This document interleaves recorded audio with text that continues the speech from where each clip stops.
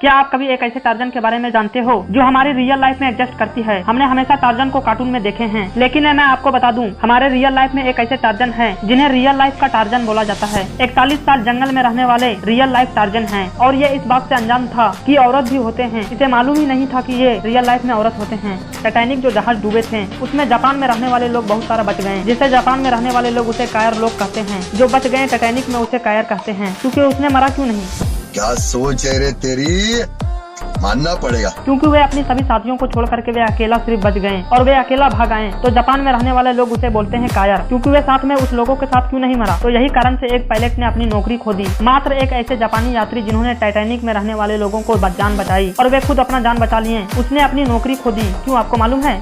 क्या बात है? क्योंकि वह अन्य यात्रियों के साथ क्यों नहीं मरा, क्योंकि उसे मर जाना चाहिए था वहीं। नदी में डूबने वाले लोगों को जो जान बचाते हैं वे बिना किसी के सेफ्टी और बिना इंश्योरेंस के पूरे साल लोगों को जान बचाते हैं। इसके लिए तो 1 लाख बनता है।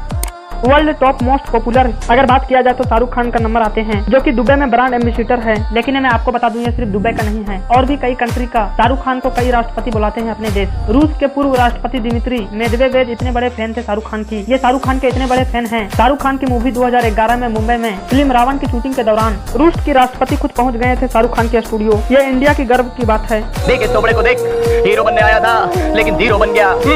अरे बड़ी बड़ी उम्मीदें, बड़े बड़े सपने, सोचा था फिल्मों में काम करूंगा, लोग तहलका मचा देंगे, पब्लिक मेरी एक्टिंग देखकर पागल हो जाएगी, पागल। और उसके बाद एक के बाद एक सुपर।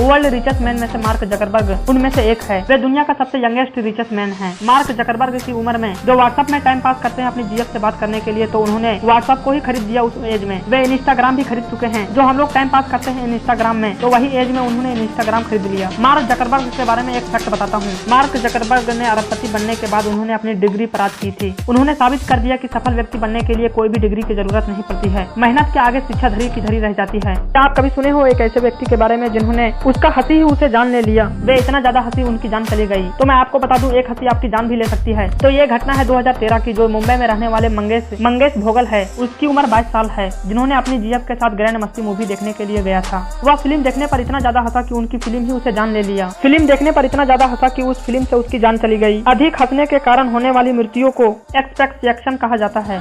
क्या आप कभी इस बात को सोचे हो, मोदी जी का फोन क्यों नहीं हैक होता है और मोदी जी का मोबाइल क्यों नहीं हैक किया जा सकता? अगर मोदी जी का मोबाइल हैक हो जाए तो क्या होगा? चलो आज मैं बताता हूँ आपको मोदी जी का मोबाइल हैक करने का ट्रिक।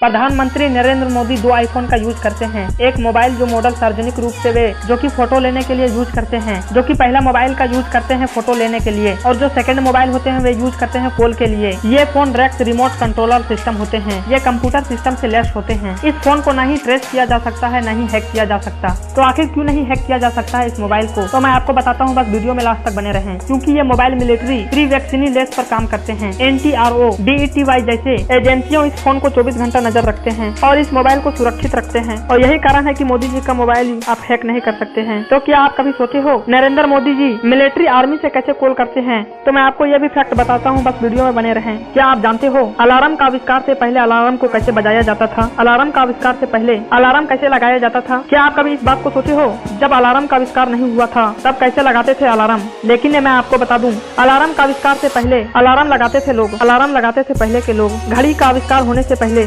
मोमबत्ती पर एक निशान लगा देते थे और उस मोमबत्ती को घड़ी के रूप में इस्तेमाल किया जाता था। पहले के लोग कुछ ऐसा ही करते थे। पहले के लोगों के पास अलार्म नहीं हुआ करता था, तब मोमबत्तियों पर निशान बना देते थे और मोमबत्ती को जलाने के बाद उस निशान पे पहुंच जाते थे। तब उस घड़ी का टाइम अप हो गया, मतलब उस मोमबत्ती का टाइम खत्म हो गया। और इस मोमबत्ती को घड़ी के रूप में भी इस्तेमाल किया जाता था अलार्म की तरह। इस घड़ी को मोमबत्ती के सेट में रख देते थे। इस घड़ियों का सीधा सा मतलब यह है कि उस कील का मोमबत्ती में उस कील को ठोक देते थे, और कील को मोमबत्ती में ठोकने के बाद मोमबत्ती में आग लगाने के बाद वो आग जब कील में टकराती थी तब कील गिर जाते थे और मोमबत्ती बंद हो जाते। अगर ये गिरेगा तो आवाज आएगा, उसके बाद अलार्म खत्म, फिर लोग जाग जाते थे। ये इमेज जो आपको दिख रहा है, ये इमेज कुछ हफ्ते पहले बहुत ही ज्यादा सोशल मीडिया में वायरल हो रहे थे। तो इस इमेज का आज मैं पर्दाफाश कर देता हूँ। तो ये इमेज है अलास्का की पहाड़ियों पर। तो ये इमेज है अलेक्सा की पहाड़ी का। अलास्का की पहाड़ी पर कुछ ऐसे इमेज बने हुए हैं जिन्हें देखने के बाद आपको लगेगा एक महिला सो रही है, इसलिए इसका नाम है स्लीप लेडी माउंटेन भी कहते हैं इस माउंटेन को। अलास्का की माउंटेन पर इसे कुदरती बनाया गया है। इसे कोई भी अपने से नहीं बनाया है, बल्कि ये नेचुरल बने हुए हैं।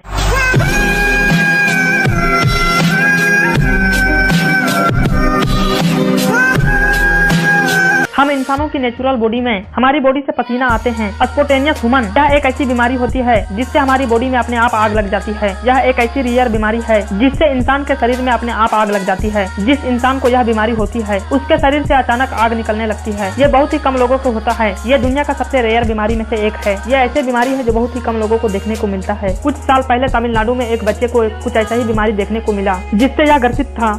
इंडिया का एक ऐसा ही प्राइम मिनिस्टर है जिन्होंने अपने केबिन में सबसे ज्यादा बिताते हैं, तो वे और कोई नहीं बल्कि वे और कोई नहीं हमारे नरेंद्र मोदी हैं। वे अपनी कार के प्रति वे सबसे ज्यादा काम करते हैं। वे अपने दिन के 18 घंटा सिर्फ केबिन में बिताते हैं। मैं कोई अपनी तारीफ करने के लिए नहीं कह रहा हूँ, मुझे क्षमा करना, लेकिन प्रसून जी ने सवाल पूछा है, मैं जवाब न दूं तो ठीक नहीं लगेगा।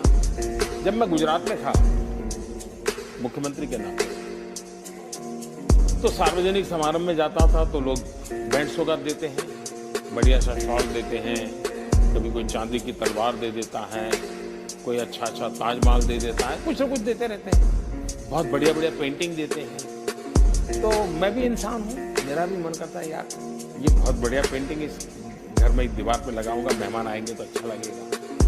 ये बढ़िया सी मूर्ति दी है, यहाँ रखूंगा तो बहुत अच्छा। मेरा भी मन कर, आपका भी मन करेगा, करेगा कि नहीं करेगा? मेरा मन नहीं करता था। Дать пацанам посчитать потери, суммы нули погибают на сцене.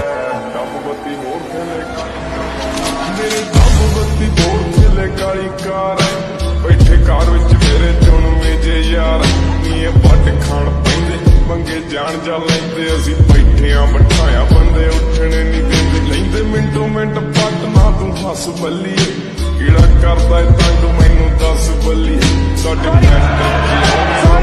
sorry chairman साहब करदा है तंग कीड़ा दस बल्ली, जट गैंग नहीं बनाउंदे गैंग रन करदे।